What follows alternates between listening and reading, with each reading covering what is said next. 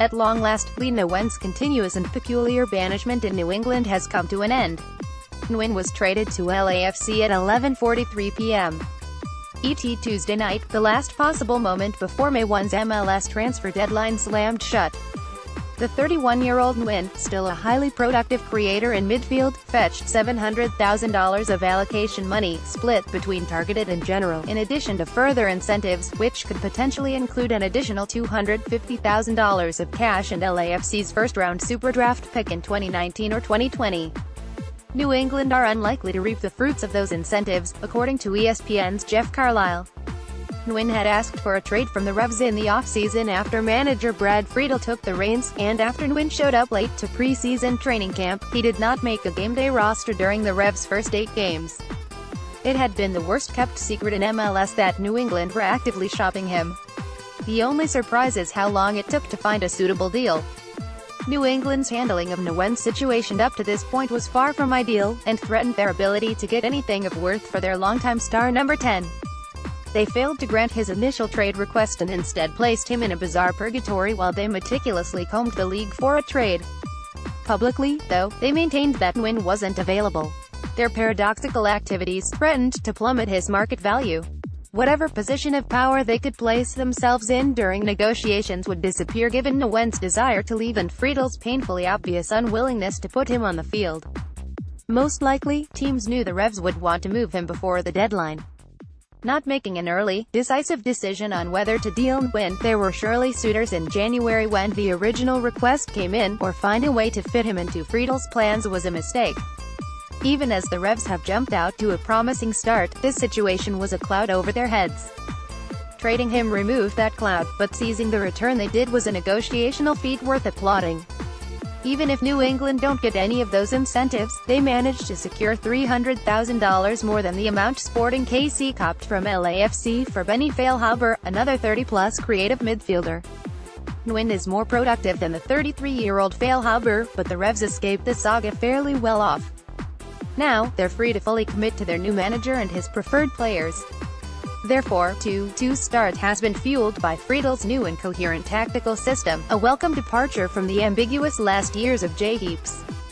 The Revs play as a unit, press high up the field and attack in transition. Diego Fagundez is the full-time number 10.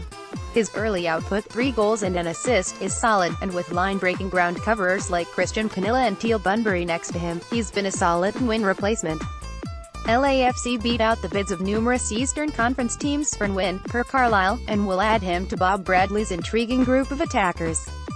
His most obvious role would be as a direct replacement for Feilhaber, letting Bradley rotate the squad and utilize both. It would be difficult to put each of them on the field at the same time given the presences of Carlos Vela and Diego Rossi. With striker Marco Arena reported out for a month with facial fractures, an intriguing option was proposed by American Soccer Analysis's Jason Poon, playing Nguyen as a lone forward up top, in sort of a holding striker role. Nguyen has not played as a striker in his MLS career, but this is a reasonable possibility given of the ways LAFC have used Arena. The Costa Rican has been less of a traditional goal-scoring striker and more of a hub for possession. He makes productive plays with the ball at his feet, particularly and when holding up the ball, as well as a smart mover off the ball capable of pulling apart spaces for Rossi and the others. Despite the big fat zero currently occupying his goals-scored column, Arena was a crucial piece of LA's unbelievable start to their expansion season. He has 5 assists in 7 games. His off-ball gravity will be difficult to replicate. Nguyen is a number 10 who likes to occupy the central channels and play runners through the lines. As a striker, he would add a pure scoring ability that can't be matched by Arena's jittery finishing, and it would mean a freer, less labor-intensive role resembling that of Diego Valeri in Portland. Nguyen's 31-year-old legs would surely appreciate it. He wouldn't be the same player as Arena. Most likely, he would drop deeper and distribute facing the goal much more often than Arena, who tends to play with his back to goal like the true striker he is. Nguyen would place even more of an onus on Rossi to invert his runs toward the center to sustain pressure on the opposing backline. Those adjustments are worth making. If Arena already has 5 assists in that role, imagine Nguyen's output.